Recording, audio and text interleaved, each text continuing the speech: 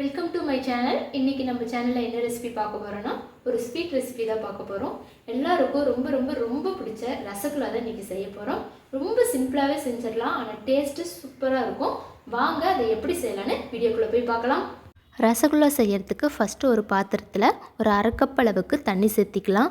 தண்ணியை சேர்த்துறோன்னா பால் சீக்கிரமாக அடிப்பிடிக்காமல் இருக்கத்தான். இப்போ தண்ணி சேர்த்துனதுக்கப்புறமா இதில் இன்றைக்கி நான் 1 லிட்டர் அளவுக்கு கெட்டியான பால் எடுத்திருக்கேன். அதாவது ஃபுல் ஃபேட் க்ரீம் மில்க் எடுத்திருக்கேன். இந்த ரெசிபிக்கு, அதாவது ரசகுல்லா ரெசிபிக்கு இந்த மாதிரி க்ரீம் மில்க் எடுத்தால் தான் கரெக்டாக வரும். அதனால் நான் இன்றைக்கி க்ரீம் மில்க் எடுத்திருக்கேன். இதை நல்லா இப்போ காய வச்சு எடுத்துக்கலாம். பால் நல்லா பொங்கி வரணும். இதை ஒரு 5 நிமிஷம் போல் கிளறி விட்டுக்கிட்டே இருக்கலாம், அடிப்பிடிக்காமல் இருக்கும். இப்போ சைடெல்லாம் நுரைச்சி நம்மளுக்கு பொங்குற ஸ்டேஜ் வரும். அதுவரை நம்ம இதை கிளறி விட்டுக்கிட்டே இருக்கலாம்.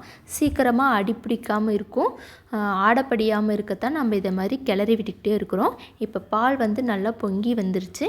இந்த ஸ்டேஜில் இப்போ நம்ம ஸ்டவ்வை ஆஃப் பண்ணிடலாம்.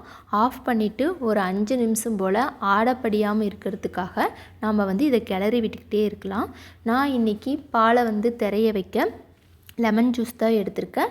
நீங்கள் வினிகர் கூட எடுத்துக்கலாம். லெமன் ஜூஸ் ஒரு லெமன் புளிஞ்சு சாறு எடுத்து அதில் 2 ஸ்பூன் அளவுக்கு தண்ணி சேர்த்து மிக்ஸ் பண்ணி வச்சுக்கோங்க. அதை நம்ம இதில் கொஞ்சம் கொஞ்சமாக சேர்த்த போகிறோம். இப்போ கொஞ்சம் போல் நம்ம அந்த லெமன் ஜூஸை இதில் சேர்த்தி நல்லா அந்த சூடு இருக்கும்போதே நல்லா கிளறி விட்டுக்கிட்டே இருக்கலாம். பால் கொஞ்சம் கொஞ்சமாக தெரிய ஆரம்பிக்கும். இப்போ மீதி இருக்கிற லெமன் ஜூஸையும் இதோடு சேர்த்திடலாம். இப்போ சேர்த்துனதுக்கப்புறமா அந்த சூடோடவே நல்லா மிக்ஸ் பண்ணிகிட்டே இருந்தீங்கன்னா பால் கொஞ்சம் கொஞ்சமாக நம்மளுக்கு திரண்டு வரும். பாருங்கள், நல்லாவே திரண்டு வந்திருக்கு. இன்னும் கொஞ்சம் நேரம் ஆகும், நல்லா திரண்டு வரும். பால் தனியாக தண்ணி தனியாக இந்த மாதிரி நமக்கு திரண்டு வரணும்.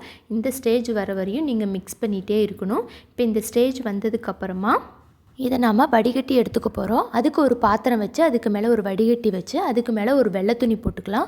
வெள்ளை துணி போட்டதுக்கப்புறமா இதை நம்ம வடித்து எடுத்துக்கலாம். வடித்து எடுத்ததுக்கப்புறமா ஒரு 2-3 தடவை கோல்டு வாட்டர் வச்சு நல்லா வாஷ் பண்ணிக்கலாம்.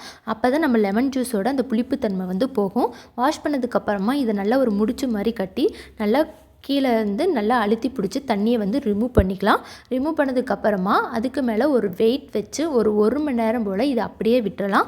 அப்போ தான் அந்த பன்னீரில் இருக்கிற தண்ணியெல்லாம் நம்மளுக்கு சுத்தமாக வடிஞ்சு வரும். இப்போ 1 மணி நேரம் ஆனதுக்கப்புறமா பார்க்கலாம், நம்மளுக்கு சூப்பரான பன்னீர் கிடச்சிருச்சு. இப்போ இந்த பன்னீரை நல்லா உதிர்த்து விட்டுக்கலாம். நல்லா இந்த மாதிரி ஃபுல்லாக உதிர்த்து விட்டுக்கோங்க. உதிர்த்து விட்டதுக்கப்புறமா இந்த ஸ்டேஜ் தான் ரொம்ப இம்பார்ட்டன்ட். இதுக்கப்புறமா நம்ம கையை வச்சு நல்லா அழுத்தி அழுத்தி நம்மளுக்கு பிசைஞ்சு எடுக்க போகிறோம். உள்ளங்கையை வச்சு நல்லா இது போல் நல்லா அழுத்தி ஒரு க்ரீமி பதம் வர வரையும் நம்ம இதை ஒரு 5 நிமிஷம் 10 நிமிஷம் போல் நல்லா பிசைஞ்சு எடுக்க போகிறோம். ஒரு 5 நிமிஷம் இந்த மாதிரி ஃபஸ்ட்டு பிசைஞ்சு எடுத்துக்கலாம்.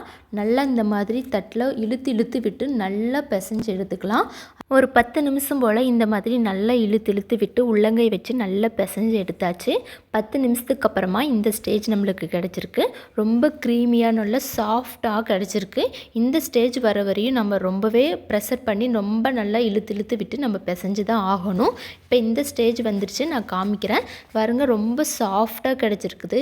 எவ்வளோ சாஃப்டாக இருக்குது பாருங்கள். இந்த மாதிரி கிடைச்சாதான் நம்மளுக்கு ரசகுல்லா நல்லா சாஃப்டாக கிடைக்கும். இப்போ இதிலிருந்து கொஞ்சம் போல் மாவை எடுத்து உள்ளங்கையில் வச்சு நல்லா உருண்டை பிடிக்க ஸ்டார்ட் பண்ணிடலாம். நல்லா அழுத்தி அழுத்தம் கொடுத்து உருண்டை பிடிச்சிக்கலாம். கொஞ்சம் கூட விரிசல் இல்லாமல் நம்ம ரசகுல்லா உருண்டைகள் பிடிக்கணும். அப்போ தான் ரசகுல்லா விரிசல் இல்லாமல் நமக்கு கிடைக்கும். நான் இன்றைக்கி ரசகுல்லா சின்ன சின்ன பால்ஸாக தான் ரெடி பண்ணியிருக்கேன். அப்போ தான் நம்மளுக்கு உப்பி பெரிய ரசகுல்லா கிடைக்கும். இப்போ சர்க்கரை பாகு ரெடி பண்ணிடலாம். அதுக்கு நான் ஒரு அகலமான பாத்திரம் வச்சுருக்கேன். பாத்திரத்தில் 1.5 கப் அளவுக்கு சர்க்கரை சேர்த்திக்கலாம். கூடவே அதே கப்பில் 5 கப் அளவுக்கு தண்ணி சேர்த்திக்கலாம். இப்போ நல்லா நம்மளுக்கு சர்க்கரை கரைஞ்சி ஒரு நல்ல ஒரு கொதி வரணும். ரொம்ப ஒரு கம்பிப்பதம் வரணும்னு அவசியம் இல்லை.